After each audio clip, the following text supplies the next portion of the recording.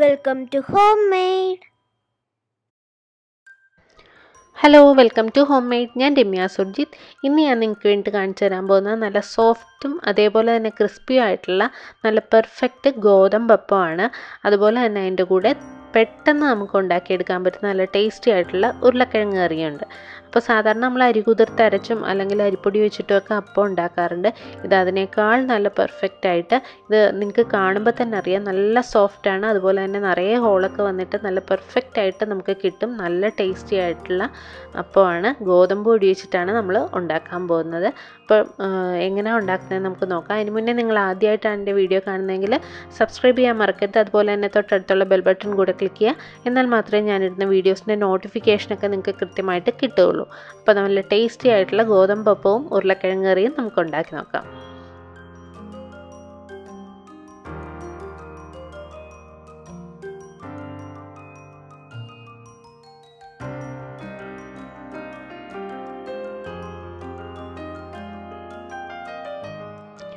അപ്പം ഉണ്ടാക്കാനായിട്ട് ആദ്യം നമുക്ക് ഈസ്റ്റ് ഒന്ന് പുളിപ്പിക്കാൻ വെക്കാം.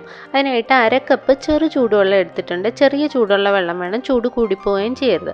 അതിനകത്തേക്ക് 1 ടീസ്പൂൺ ഈസ്റ്റ് നമുക്ക് ചേർത്ത് കൊടുക്കാം.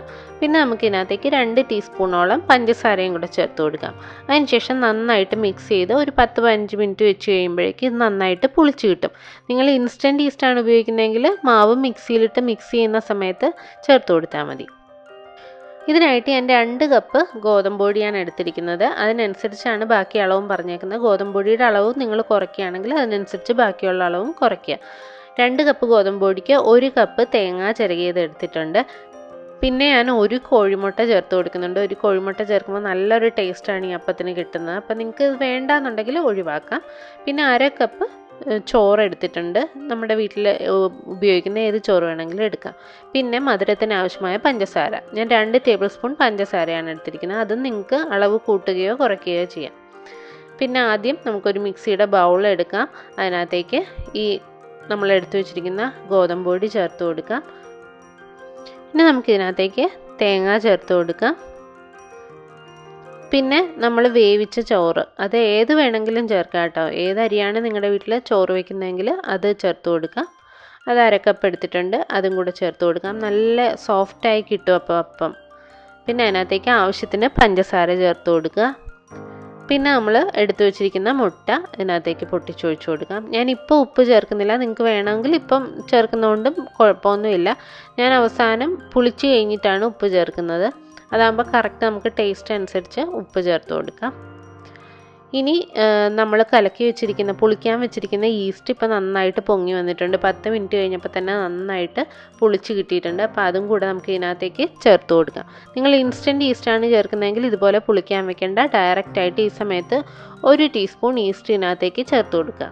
അതിനുശേഷം നമുക്കിതൊന്ന് മിക്സ് ചെയ്തെടുക്കാം. ഞാൻ ആദ്യം ജസ്റ്റ് ഒന്ന് ക്രഷ് ചെയ്തിട്ടാണ് വെള്ളം ചേർക്കുന്നത്. ആവശ്യത്തിന് മാവ് എത്രത്തോളം ലൂസ് വേണം എന്നനുസരിച്ചിട്ട് നമുക്ക് വെള്ളം ചേർത്ത് ഒന്ന് അരച്ചെടുക്കാം. ഒത്തിരി നേരം വെള്ളം ഇല്ലാതെ അരയ്ക്കരുത്. ഞാൻ ജസ്റ്റ് അതൊന്ന് മിക്സ് ആവാൻ വേണ്ടി മാത്രം ഒന്ന് അടിച്ചു കൊടുത്തതാണ്. നിങ്ങൾക്ക് വേണമെങ്കിൽ ആദ്യം തന്നെ വെള്ളം ചേർത്തും അടിക്കാം. ഇപ്പം ഏകദേശം ഒരു 1.5 തൊട്ട് 2 കപ്പിനുള്ളിൽ വെള്ളം മതിയാവും.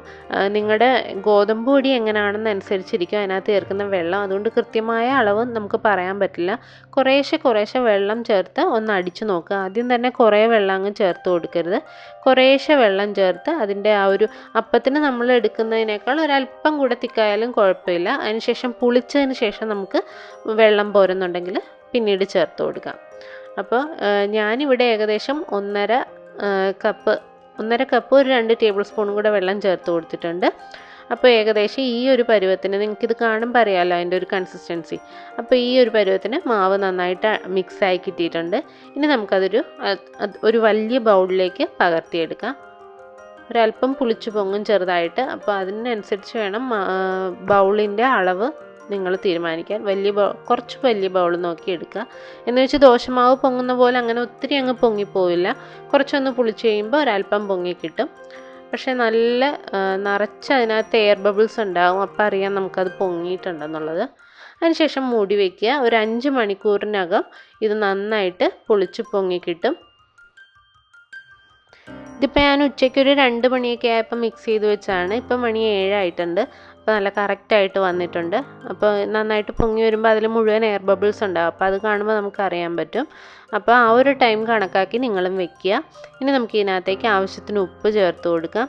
പിന്നെ നമുക്ക് ഇതിനകത്തേക്ക് ഇപ്പം ഒരല്പം കൂടെ ലൂസാക്കി എടുക്കുന്നതാണ് നല്ലത്. മാവ് നമുക്ക് ചട്ടിയിലൊഴിച്ച് കറക്റ്റായിട്ട് കിട്ടണമെങ്കിൽ ഈ ഒരു തിക്നെസ് പോരാ, ഒരല്പം കൂടെ വെള്ളമാവാം. അപ്പോൾ ഈ സമയത്ത് നമുക്ക് ഇതിനകത്തേക്ക് ഒരല്പം വെള്ളം കൂടെ ചേർത്ത് ഒന്ന് മിക്സ് ചെയ്ത് കൊടുക്കാം. ഒത്തിരി നേരം അങ്ങ് ഇളക്കുകയൊന്നും വേണ്ട, ഒത്തിരി ഫോഴ്സിൽ ഇളക്കേണ്ട കാര്യമില്ല. ഇപ്പം എനിക്ക് കുറച്ച് വെള്ളം ആവശ്യമുള്ളൂ. നിങ്ങൾക്ക് കൂടുതൽ വെള്ളം വേണമെന്ന് തോന്നുകയാണെങ്കിൽ, അതിൻ്റെ കൂടുതൽ കട്ടിയാണെന്നുണ്ടെങ്കിൽ ഈ സമയത്ത് ആവശ്യത്തിന് വെള്ളം ചേർത്ത് ഈ ഒരു പരുവായിട്ട് കലക്കിയെടുക്കുക. ഇനി നമുക്ക് അപ്പം ചുട്ടെടുക്കാം.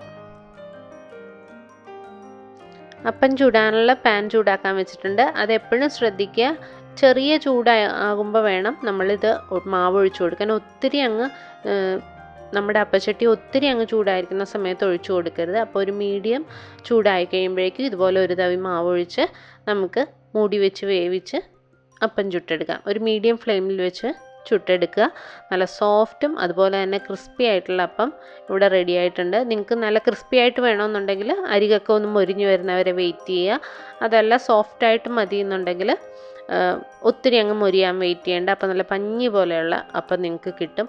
അതുപോലെ തന്നെ നല്ല ടേസ്റ്റുമാണ്. ആ മുട്ട ചേർക്കുന്നതുകൊണ്ടാണ് അതിന് അത്രയും ടേസ്റ്റ് വരുന്നത്. അപ്പോൾ നിങ്ങൾക്ക് മുട്ട വേണ്ടാത്തവരാണെന്നുണ്ടെങ്കിൽ അത് ഒഴിവാക്കാൻ കുഴപ്പമില്ല. അപ്പോൾ നമുക്ക് ബാക്കിയുള്ള മാവും കൂടെ അപ്പം ചുട്ടെടുക്കുക. ഇപ്പോൾ ഞാൻ ഈ 2 കപ്പ് ഗോതമ്പ് പൊടി എടുത്തപ്പോൾ ഏകദേശം 13 അപ്പമാണ് എനിക്ക് കിട്ടിയത്. അപ്പോൾ നിങ്ങളത് കണക്കാക്കിയിട്ട് മാവ് ചേർത്ത് കൊടുക്കുക. ഓരോ ടൈപ്പ് ഗോതമ്പ് പൊടിയുടെ അളവും വ്യത്യാസം ഉണ്ടാവും അപ്പത്തിൻ്റെ എണ്ണത്തിലും. അപ്പോൾ അത് നിങ്ങൾ ശ്രദ്ധിച്ച് ചെയ്യുക. അപ്പോൾ നമ്മുടെ അപ്പം ഇവിടെ റെഡി ആയിട്ടുണ്ട്.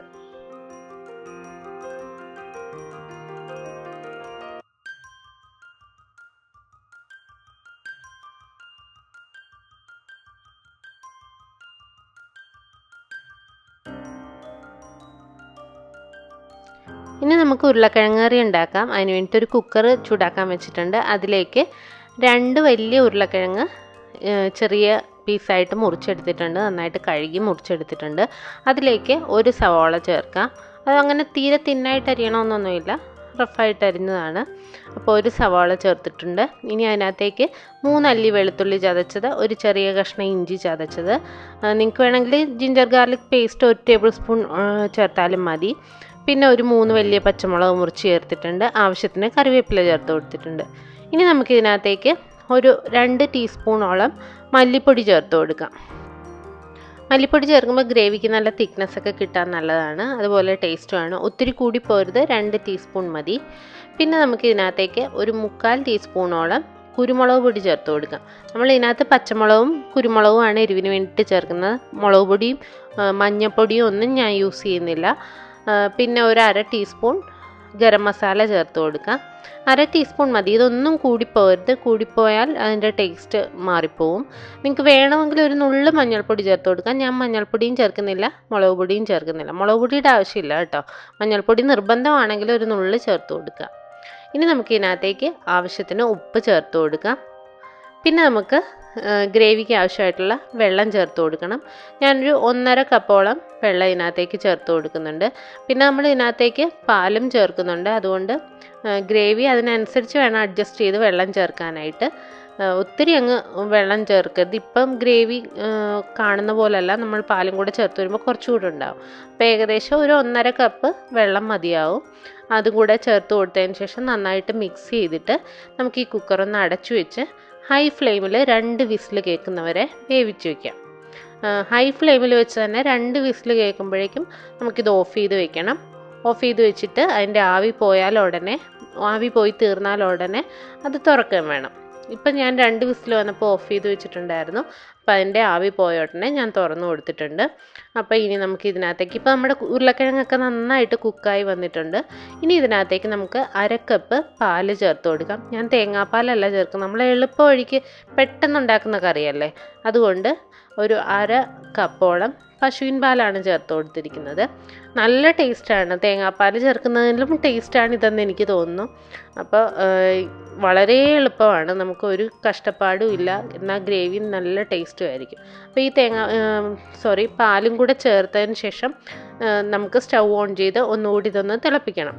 അപ്പോൾ ഇത് പെട്ടെന്ന് തിളയ്ക്കും, നമ്മളിത് ആവി പോയ ഉടനെ അല്ലേ തുറക്കുന്നത്, അപ്പോൾ അധികം നേരം വെച്ച് തിളപ്പിക്കേണ്ട കാര്യമില്ല.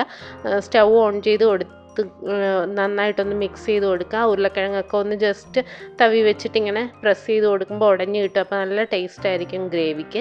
പിന്നെ ഉപ്പ് പോരെന്നുണ്ടെങ്കിൽ കുറച്ചുകൂടെ ചേർത്ത് കൊടുക്കാം. ഞാനിവിടെ ഒരല്പം ഉപ്പ് കൂടെ ചേർത്ത് കൊടുത്തിട്ടുണ്ട് അപ്പോൾ ഇത് തിളയ്ക്കുന്ന സമയം കൊണ്ട് നമുക്ക് ഈ ഉരുളക്കിഴങ്ങ് പതുക്കെ ഒന്ന് പ്രസ് ചെയ്തും കൂടെ കൊടുത്താൽ ആ ഗ്രേവിയിലേക്ക് നന്നായിട്ട് ഉരുളക്കിഴങ്ങിൻ്റെ ടേസ്റ്റ് അങ്ങ് ഇറങ്ങും. അപ്പോൾ ഗ്രേവി നല്ല കൊഴുത്തും വരും.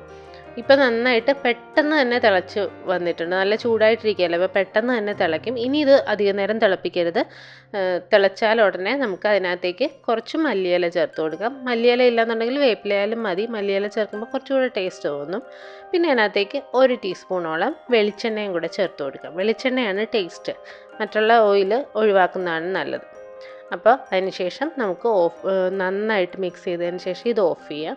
അതിന് ശേഷം നമ്മുടെ കറി ഇപ്പം നന്നായിട്ട് റെഡി ആയിട്ടുണ്ട്, അടിപൊളിയായിട്ടുണ്ട്. ഇനി ഇത് സെർവ് ചെയ്യുന്നവരെ ഒരു 10 മിനിറ്റ് ഇതുപോലെ ഒന്ന് മൂടിയും കൂടെ വെച്ചേക്കുക. സ്റ്റൗ ഓഫാണ്, വെറുതെ മൂടി വെച്ചിട്ട് വിളമ്പുക. അപ്പോഴേക്കും നല്ല തിക്കായിട്ടുള്ള ഗ്രേവി കിട്ടുകയും ചെയ്യും, നല്ല ടേസ്റ്റുമാണ്. നമ്മൾ സെർവ് ചെയ്യാറാകുമ്പോഴേക്കും ഗ്രേവി നല്ല കൊഴുത്ത് വരികയും ചെയ്യും. അടിപൊളി ടേസ്റ്റാണ് ഈ കറിക്ക്. അപ്പോൾ നമ്മുടെ ഗോതമ്പപ്പമായിട്ട് നല്ല ബെസ്റ്റ് കോമ്പിനേഷനാണ്. അപ്പോൾ എല്ലാവരും ഒന്ന് ട്രൈ ചെയ്ത് നോക്കുക. ഇഷ്ടപ്പെട്ടാൽ ലൈക്ക് ചെയ്യാനും സബ്സ്ക്രൈബ് ചെയ്യാനും കമൻറ്റ് ചെയ്യാനും ഷെയർ ചെയ്യാനും ഒന്നും മറക്കരുത്.